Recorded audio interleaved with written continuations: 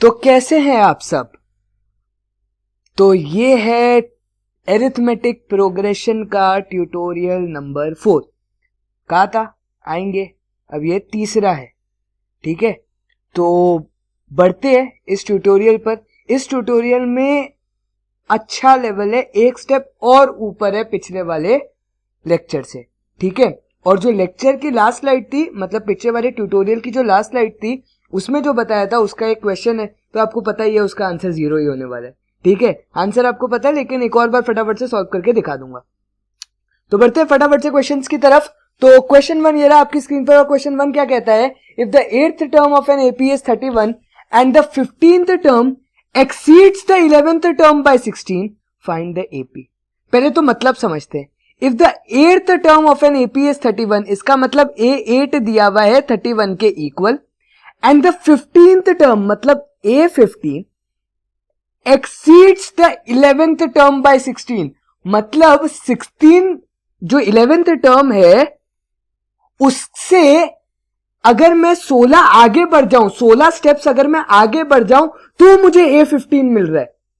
तो बात समझना, and the 15th term exceeds the 11th term by 16, मतलब A11 के आगे अगर मैं 16 स्टेप्स जाऊं तो A15 मतलब +16 हुआ। यहां पर एक्सीड कर रहा हूं मैं, एक्सीड का मतलब मोर।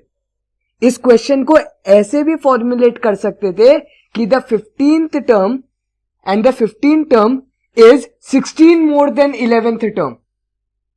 समझ में आई बात? 16 मोर देन 11th टर्म, या फिर इसको कैसे लिखा गया? Exceeds the 11th term by 16। ठीक है, मैं तुमसे वेट में बड़ा हूं तो तुम्हारे वेट में कुछ को ऐड करूंगा, अगर तुम्हारे वेट में मैं कोई क्वांटिटी को ऐड करूंगा तभी तो तुम मेरे वेट तक पहुंच पाओगे। तो अगर A11 है, A11 के अंदर मैं 16 को ऐड करूंगा तो A15 पहुंच जाऊंगा। तो बस अगर ये स्टेटमेंट समझ में आ गई तो क्वेश्चन तो है ही आसान। A + 7D is equal to 31, और यहां से आपका क्या आएगा? A + 14D is equal to A + 10D + 16। तो यहां से A से A हुआ कैंसिल, ये क्या बन गया? 4D is equal to 16। ठीक है, D इज इक्वल टू 4, और अगर आपका D 4 है तो A + 28 is equal to 31, A is equal to कितना आ गया? यहां से 3 आ गया, और अगर 3 आ गया तो AP क्या हो गई? 3, 7, 11, 15 and so on. This is your required answer. सिर्फ ये लाइन को समझना था और कुछ बड़ा नहीं था इस क्वेश्चन के अंदर। ठीक है, तो आगे बढ़ते हैं इस क्वेश्चन अगले क्वेश्चन के साथ। तो अगला क्वेश्चन क्या कहता है कि the sum of the 5th and the 9th terms of an AP is 72। इसका मतलब A5 + A9 कितना दिया हुआ है? 72 दिया हुआ है, and the sum of the 7th term and the 12th term is 97।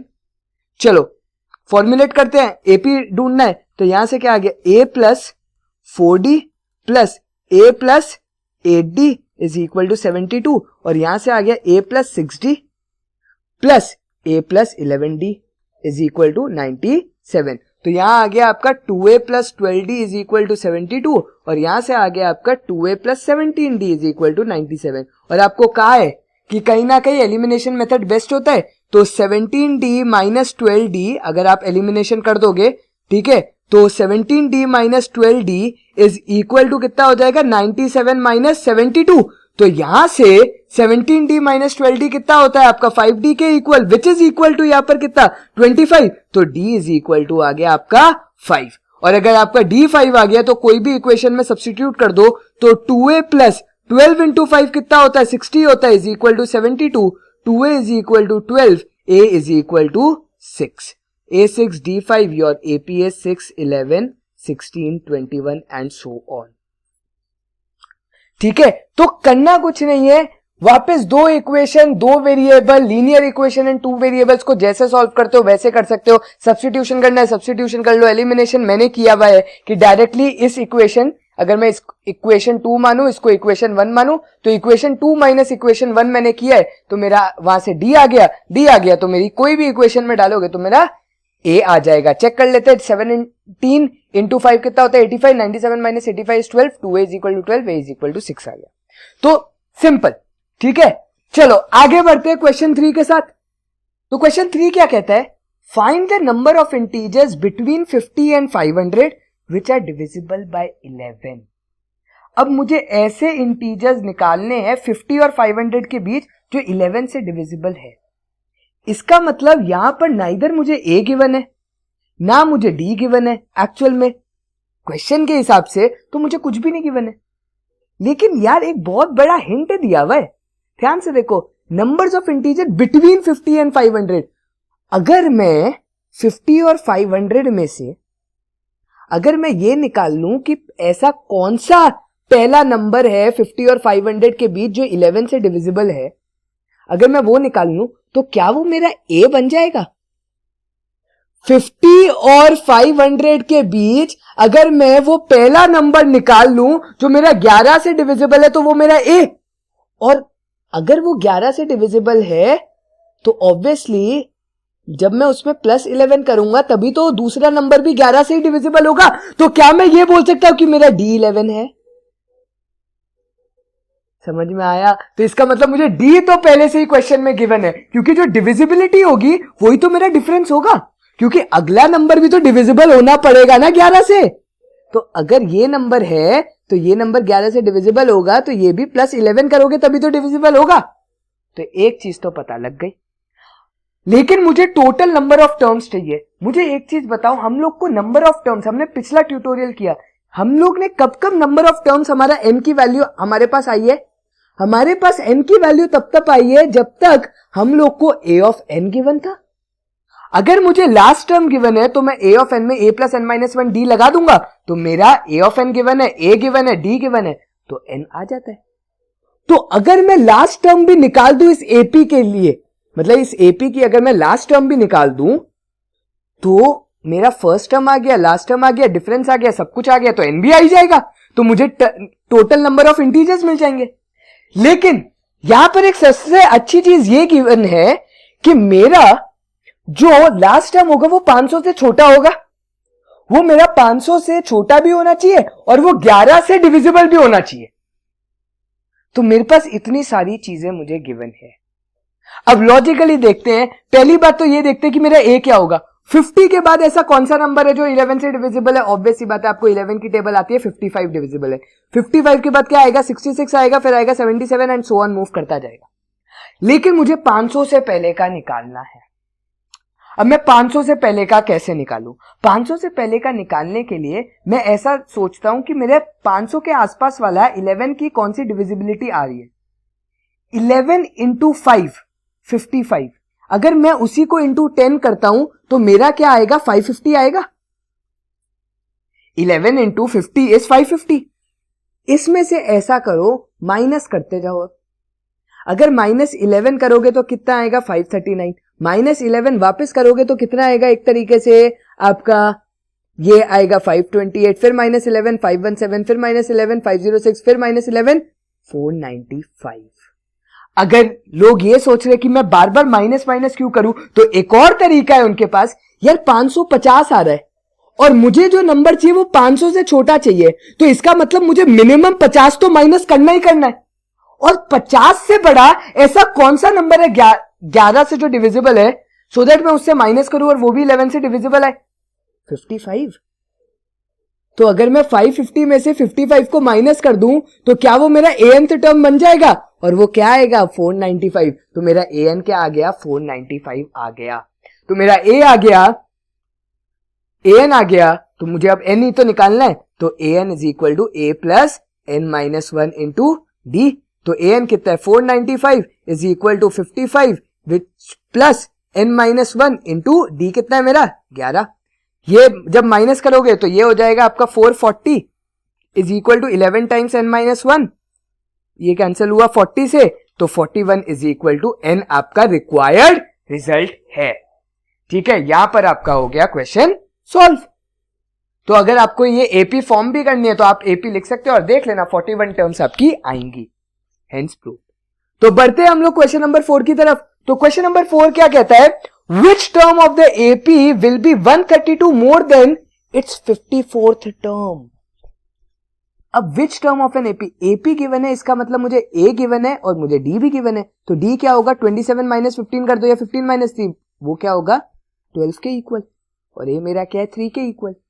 अब मुझे ये निकालना है कि वो कौन सी nth टर्म है जो मेरी 132 मोर देन 54th टर्म है। तो क्या मैं लिख सकता हूं कौन सी nth टर्म है जो मेरी 132 मोर देन 54th टर्म है। तो क्या यहां से मैं ये फॉर्मुलेट कर सकता हूं कि 132 plus a plus 53d and an मेरा क्या होता है a plus n minus 1 into D. यहां से मेरा a से a तो कैंसल हो गया, मुझे n ही तो निकालना है एक्चुअल में, तो n माइनस 1 डी कितना है मेरा 12। क्या मैं 132 को 12 इंटू 11 लिख सकता हूं? जी हां बिल्कुल लिख सकता हूं, डिविजिबिलिटी है। प्लस 53 इंटू 12 भी लिख सकता हूं, d को 53 इंटू 12 क्योंकि d तो आपका 12 है और 53 आपका कोएफिशिएंट है। अब लॉजिकली देखूं तो अगर आपने ये वीडियो पॉज की है तो बहुत सारे जो हमारे नौजवान जो ये वीडियो देख रहे हैं उन्होंने क्या किया होगा, d की वैल्यू यहां भी सब्स्टिट्यूट की होगी और d की वैल्यू पक्का इन्होंने क्या किया होगा, यहां भी सब्स्टिट्यूट की होगी और मल्टीप्लाई करने बैठ गए होंगे। और अगर मैं दूसरे लोग सोचूं तो उन्होंने मेरे जैसा ना करके एक और स्टेप किया होगा, वो मैं आपको बताता हूं। एक पहले तो ये तरीका कंप्लीट करता हूं, ये तरीके में आप देख सारे 12 आपके कैंसिल हो गए, तो n माइनस 1 आपका क्या हो गया 11 प्लस 53 के equal, that is equal to 64। तो n माइनस 1 64 के equal, n is equal to 65 आ गया। तो आपका a 65 आंसर हो गया, ये तो आपका आंसर आ गया। जिन्होंने 53 इंटू 12 करने बैठे हैं वो तो मान लो अपने आप को, जो मानना है मान लो, जितना बुरा मान सकते हो मान लो, वो तो बुरे ही है। लेकिन जिन्होंने ये लॉजिक लगाया कि मैं 53 को उधर लेके जाता हूं, तो उन्होंने क्या किया होगा n माइनस 1 माइनस 53 और इंटू डी लिखा होगा विच इज इक्वल टू 132। और यहां से अगर किसी ने n minus 54 into 12 is equal to 132 लिखा और ये कैंसल्ड आउट किया, तो ये भी एक ब्रिलियंट तरीका है क्योंकि ये एग्जैक्टली सेम है जैसे हमने इधर किया। तो अगर आपने ये किया है तो भाई नक्शे कदम अच्छे हैं, सही ट्रैक पर हो। अगर ये नहीं किया और वो इंटू 12 कर रहे हो तो भाई साहब फिर तो भूल जाओ, फिर बोर्ड्स में पेपर भी नहीं कंप्लीट होगा, ये मेरी गारंटी है। ठीक है, बड़े आगे, इजी था क्वेश्चन, तो एनी निकालना था, टाइम पास था क्वेश्चन। तो आगे बढ़ते हैं क्वेश्चन नंबर 5 की तरफ। तो बढ़ते हैं हम लोग क्वेश्चन 5 की तरफ, और हमारा क्वेश्चन 5 कहता क्या है कि 2 APs have the same common difference. मतलब 2 एपीज है मेरे पास, अगर एक एपी में ऐसा बोलूं कि एक एपी हो गया आपका ए बी सी डी ऐसे चलता जा रहा है, और एक एपी मेरा ए बी सी डी ऐसे चलते जा रहा है, तो इनका जो कॉमन डिफरेंस है, अब ऑब्वियसली मैंने यहां पर डी ले लिया, इसको ई मान लो एक बार के लिए, इसका जो कॉमन डिफरेंस डी है और इसका भी क्या है कॉमन डिफरेंस डी ही है। ठीक है, तो ये दोनों चीजें हमें गिवन है। The difference between their 100th term is 111222333।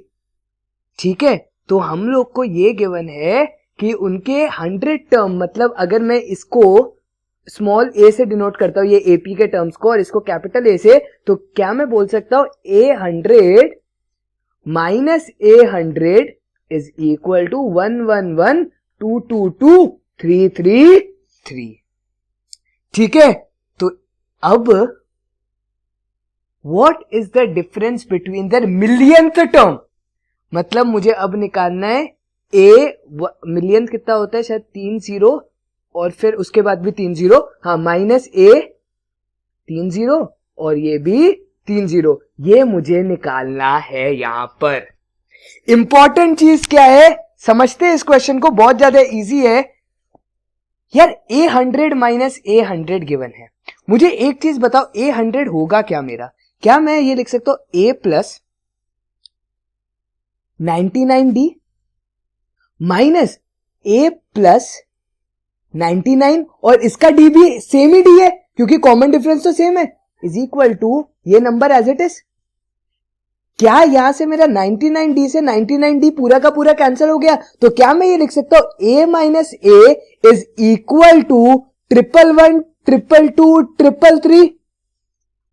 अब एक और लॉजिक लगाना, यहां पर देखो ये क्या कहता है कि a millionth minus a millionth, जब आप ये कर रहे हो a मिलियंथ मतलब a प्लस ये 999 d होगा और माइनस a प्लस 999 d। वापस ये वाली चीजें कैंसिल आ गई, बचा क्या आपके पास a माइनस a, और उसका आंसर तो क्या ही है 111 222 333। तो एक लॉजिक आपने देखा, लॉजिक क्या कहता है, if two APs have same common difference then the difference between the any given nth term is always equal। कैसे? तो ऐसा करते हैं, अब एक एग्जाम्पल देखते हैं। यहां पर एक एग्जाम्पल ये देखते हैं कि 1 3 5 7 9 ये मेरी एक एपी है विद डिफरेंस 2, और एक एपी में ये देखता हूं 2 4 6 8 10 ये भी मेरी एक एपी है जिसका डिफरेंस 2 ही है। ध्यान से देखो, अगर मैं ये दो टर्म का डिफरेंस लेता हूं तो वो 1 आता है, ये का भी लेता हूं तो 1 आता है, ये का भी लेता हूं तो 1 आता है, तो कोई भी nth टर्म का डिफरेंस लूंगा तो वो आंसर में 1 ही आएगा। समझ में आई बात? तो ये क्या हो गया, एक कॉन्सेप्ट हो गया कि अगर एपीज आपकी सेम है तो अगर आप फर्स्ट टर्म के बीच में डिफरेंस निकाल लो, दोनों के फर्स्ट टर्म के बीच का डिफरेंस, या फिर दोनों के बीच के सेकंड टर्म का डिफरेंस निकाल लो, या दोनों के बीच का कोई भी nth टर्म का डिफरेंस निकाल लो, वो हमेशा आपके सारे टर्म्स के डिफरेंस का इक्वल ही आता है। तो कॉन्सेप्ट बेस्ड क्वेश्चन आगे अगर कभी भी पूछा जाए तो डायरेक्ट आंसर करोगे आप लोग, ठीक है। तो क्वेश्चन नंबर बढ़ते हैं 6 की तरफ। यहां पर तो how many multiples of 4 lie between 10 and 250, कितने मल्टीपल्स है 4 के जो 10 एंड 250 के बीच में लाई करते हैं। बिल्कुल वैसा क्वेश्चन जो हमने कहां देखा था 11th वाले में, ठीक है। वापस करते हैं, तो पहला मल्टीपल ऑफ 4 जो 10 के ऊपर आता है वो कौन सा है 12। डिफरेंस क्या होगा, मल्टीपल ऑफ 4 है तो 16, तो डिफरेंस भी आपका क्या हो जाएगा 4 के इक्वल। और 250 से पहले कौन सा नंबर आएगा जो 4 से इक्वल है, तो 240 4 से डिविजिबल होता है, ये आपको पता है क्योंकि 4 इंटू 60, तो 244 248, 248 के बाद आता है 252 जो कि 250 से एक्सीड करेगा, तो 248 मेरी लास्ट टर्म होगी। अब आपको कितने मल्टीपल्स निकालने हैं, तो आपको n निकालना है। आपको a गिवन है 12, आपको d गिवन है 4, आपको an गिवन है कितना 248 which is equal to a plus n minus 1 into d which is equal to 12 plus n minus 1 into 4, और ये आपका 248। So 248 minus 12 is what 236 which is equal to 4 times n minus 1। ये cancel होगा आपका 59 से, ठीक है। 59 is equal to n minus 1, n is equal to 60 is your desired answer। तो सिर्फ ये 2 बार उसी टाइप के क्वेश्चन क्यों रखे, प्रैक्टिस होती जाए, ठीक है, प्रैक्टिस करनी है हमें। नेक्स्ट पर चलते हैं। तो नेक्स्ट क्वेश्चन मेरा क्या है, how many 3 digit numbers are divisible by 7। तो अब आपको 3 डिजिट नंबर, तो मुझे एक चीज बताओ, पहला 3 डिजिट नंबर कौन सा है 100, लास्ट 3 डिजिट नंबर कौन सा है 999। तो क्या मुझे एक रेंज मिल गई कि मुझे 100 और 999 के बीच में ही मुझे पूरी की पूरी गेम खेलनी है अपनी, ठीक है। मुझे जो एपी बनानी है वो 100 और 999 के बीच में बनानी है। तो इसका मतलब मुझे पहली टर्म जो चाहिए वो 100 से बड़ी चाहिए जो 7 से डिविजिबल हो, और वो पहली टर्म जो 100 से बड़ी है और 7 से डिविजिबल है वो कौन सी है 105, क्योंकि 7 इंटू 15 इज 105। एंड अब हमें ये चेक करना है कि 999 से पहले वो कौन सा नंबर है जो डिविजिबल बाय 7 होता है। अब ये आप कैसे चेक करोगे, तो आप ये देखो कि 7 इंटू 13 इज इक्वल टू 91, तो 70 इंटू 13, या फिर मैं ये लिख दूं 7 into 130 will be equal to 910, ठीक है 910 हो गया। क्या अब मैं ऐसी अगर मैं बात करूं 70 इंटू 14 की, तो वो कितना हो गया 980 के इक्वल। दैट मीन्स 980 तक तो 7 से डिविजिबिलिटी होती है। तो अब क्या करो, 980 क्या 999 से बहुत क्लोज है, तो अब आप क्या करो प्लस 7 करते जाओ, तो 987 994, और 994 के बाद प्लस 7 करोगे तो क्या आएगा 1001 आएगा। तो यहां पर अगर आप देखते हो 1001 999 से एक्सीड हो गया और वो 4 डिजिट नंबर हो गया, तो 994 मेरा लास्ट नंबर होगा, मतलब मेरा an आ गया, मेरा a आ गया, और क्योंकि डिविजिबिलिटी बाय 7 पूछी है तो मेरा डिफरेंस क्या होगा 7 का होगा। तो फटाफट से सॉल्व कर लेते हैं। an is equal to 994 which is equal to what 105 plus 7 into n minus 1। तो ये जब आप माइनस करोगे तो ये कितना हो जाएगा 889 is equal to 7 times n minus 1। तो जब ये 7 से काटोगे तो ये कितना हो जाएगा, पहले 1 जा तो 18, 2 जा 49, 7 जा which is equal to n minus 1। So n is equal to 128। This is your desired answer. ठीक है, तो ये भी इजी था क्वेश्चन 7। अब बढ़ते हैं क्वेश्चन 8 की तरफ। तो क्वेश्चन 8 क्या कहता है, how many numbers lie between 10 and 300। तो 10 एंड 300 के बीच में कितने नंबर लाई करते हैं, which one divided by 4 leaves a remainder as 3। Which one divided by 4 leaves a remainder as 3। मतलब अब मुझे 4 के मल्टीपल्स नहीं निकालने, मुझे एक ऐसा नंबर निकालना है जो 4n प्लस 3 के फॉर्म में हो, क्योंकि 4n तो वो डिविजिबल होगा, लेकिन प्लस 3 होगा तो हमेशा वो रिमाइंडर 3 देगा। तो अब मुझे एक चीज बताओ, 4n प्लस 3 का फॉर्म है, तो अगर मैं n1 डालूं तो आंसर कितना आएगा 7। ठीक है, अगर मैं n0 डालता हूं तो आंसर कितना आएगा 3, 3 7 11।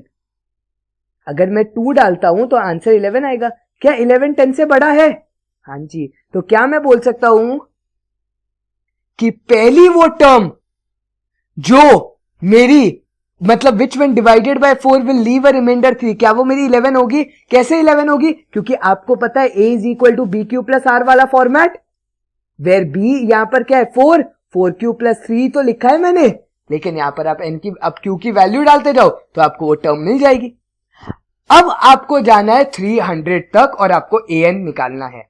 लेकिन अब मुझे एक चीज बताओ, 4n प्लस 3 है तो ऑब्वियसली डिफरेंस तो मेरा हमेशा 4 का ही होगा, क्योंकि मल्टीपल तो मैं 4 पर ही जा रहा हूं, लेकिन वो तो रिमाइंडर मेरा 3 बच रहा है। यहां पर भी अगर आप देखो तो 4n प्लस 3 में जब मैं n इज इक्वल टू 3 डालूंगा तो मेरा आंसर क्या आएगा 15।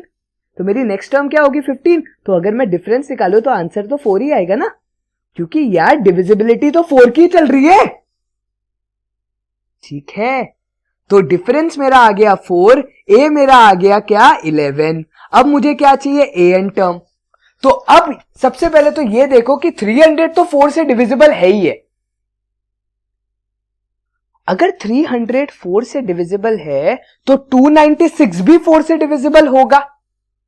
अगर मेरा 296 भी 4 से डिविजिबल है, दैट मीन्स मुझे अगर रिमाइंडर 3 चाहिए तो मेरा 296 में अगर मैं 3 ऐड कर दूं तो क्या मेरा आंसर जो आएगा वो आएगा 299, और 299 which one divided by 4 will leave reminder 3, obviously yes. So मेरी लास्ट टर्म क्या हो गई 299 हो गई। नहीं तो अगर आपको इसको और अलग तरीके के फॉर्मेट में लिखना था तो आप कोई भी number which one divided by 4 अगर आंसर उसका रिमाइंडर 3 आ रहा है तो क्या मैं ये भी लिख सकता हूं 4n प्लस 3 को ऐसे, क्या मैं 4n प्लस 3 में प्लस 4 माइनस 4 भी कर सकता हूं? जी हां, बिल्कुल कर सकता हूं, क्योंकि ये तो 0 ही बना रहा है। अगर मैं 4n प्लस 4 को कॉमन लूं तो 4 टाइम्स n प्लस 1 बन रहा है, और 3 माइनस 4 इज व्हाट -1। तो 4 टाइम्स n प्लस 1 को क्या मैं लिख सकता हूं 4 टाइम्स m माइनस 1। तो ये भी एक मेथड है निकालने का when your remainder is 3। Check कर लो, m की वैल्यू 1 से शुरू करो और चेक कर लो जब जब आप 4 की टेबल पुट करोगे रिमाइंडर आपका 3 आते रहेगा, क्योंकि 4 से एक वैल्यू कम ही तो 3 है। और 4m माइनस 1 में अगर चेक करोगे तो 299 will be your anth term. तो an आ गया आपका 299 which is equal to 11 plus 4 times n minus 1। 11 minus करोगे तो ये बन जाएगा 288 is equal to 4 times n minus 1। 4 से ये कैंसल्ड आउट करोगे तो ये बनेगा आपका 72 which is equal to n minus 1। n is equal to 73। This is your required output. तो क्वेश्चन 8 भी यहां पर हो गया सॉल्व। तो अब बढ़ते हम लोग क्वेश्चन 9 की तरफ। तो क्वेश्चन 9 क्या कहता है, if 5 times the fifth term of an AP is equal to 8 times the 8th term of an AP, find A13 and your answer is।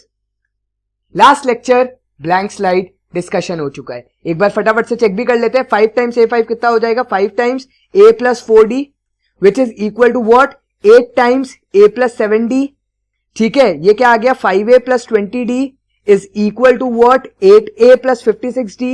यहां से अगर माइनस करेंगे तो ये क्या आ जाएगा आपका -3A will be equal to what 36D। a is equal to -12d, ठीक है। और a13 की वैल्यू मेरी क्या होती है, a प्लस 12d के इक्वल होती है, और a की वैल्यू अगर मैं -12d सब्स्टिट्यूट कर दूं तो आपका आंसर क्या आ रहा है, 0 ही आ रहा है, हेंस वेरीफाइड। ब्लैंक स्लाइड में वेरिएबल से प्रूफ करके दिखाया था। अगर यही क्वेश्चन एनटीएससी बेस्ड है, डायरेक्ट 0, नहीं तो अगर आईएमओ 0, ठीक है। Question 10, last question, easiest question, find A B and C if it is given that the numbers a7 b23 c are in AP। अब ये कैसे सॉल्व करोगे, ये AP है, तो AP में ये आपका A1 बन गया, तो A1 आपका A हो गया, आपका A2 क्या आ गया, 7 आ गया। तो क्या मैं A3 भी लिख सकता हूं B के इक्वल, A4 लिख सकता हूं मैं 23 के इक्वल, और A5 में लिख सकता हूं किसके, C के इक्वल। अब आपको एक चीज पता है कि अगर मैं इन दोनों के बीच का डिफरेंस निकालूं, वही मेरा B-7 के बीच में भी डिफरेंस होगा, और वही मेरा 23 B के भी बीच में डिफरेंस होगा, और वही मेरा C-23 के बीच में भी डिफरेंस होगा, क्योंकि डिफरेंस तो सेम ही होता है एपी में। तो क्या मैं पहले इन दोनों को एक दूसरे से इक्वेट कर सकता हूं, तो यहां से क्या आ गया, B-7 is equal to what, 23 B। So can I say 2B is equal to 30, B is equal to 15। If your B is 15, यहां पर सब्स्टिट्यूट कर दो, so 7 minus a is equal to 15 minus 7, that is 8. So a is equal to what, 7 minus 8, which is equal to -1. If a is -1, b is 15, find c, तो यहां पर डाल दो, तो 23 minus 15 is equal to c minus 23. तो यहां से आपको दिख रहा है कि 23 minus 15 कितना होता है, 8, 8 plus 23 is 31, 31 is equal to c. Check कर लेते हैं एक बार, ये -1, ये 7, ये 15, ये 23 और ये 31, क्या मेरा सेम ही डिफरेंस आ रहा है, +8 +8 +8 +8, दिस इज हेंस सॉल्व्ड। आई बात समझ में, ठीक है।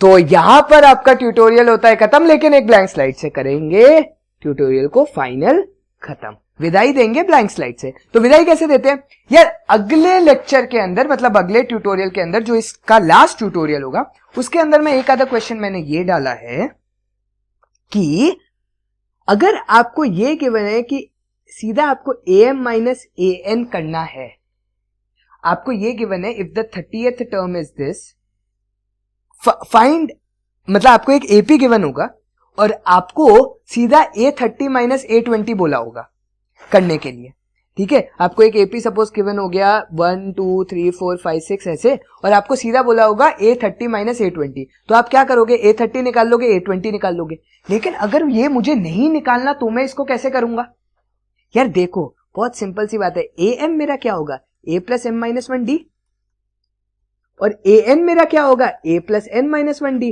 और बीच में मेरा नेगेटिव का साइन है। अगर मैं इसको एक्सपैंड करूं तो ये क्या हो गया, A + md - d minus a minus n d plus d, क्योंकि माइनस और -1 इज प्लस, यहां से मेरा a से a भी कैंसिल हो गया, माइनस डी से प्लस डी भी कैंसिल हो गया। फाइनल रिजल्ट क्या आया, m - n × d।